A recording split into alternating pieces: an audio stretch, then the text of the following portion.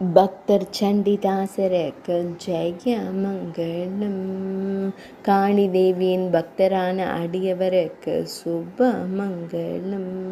உக்ர வடிவமான காளி தேவியின் சண்டி தேவி வழிபாட்டை செய்யும் அடியவருக்கு ஜெய மங்களம். செல்வம் மிகுந்தவராக திருக்காட்சி தந்தருள்வதற்கு சுப மங்களம்.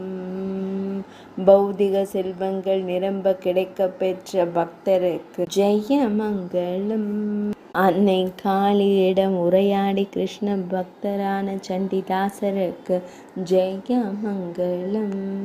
கிருஷ்ண பகவானிடமிருந்து பிரிந்த பிரிவு துயரை உணர்த்தும் பாடல்களை பாடிய பக்தர் சண்டிதாசருக்கு ஜெய மங்களம். அன்னை காளி தேவியிடம் உரையாடி பகவான் ஸ்ரீ கிருஷ்ண பக்தரான சண்டிதாசருக்கு சுப மங்களம்.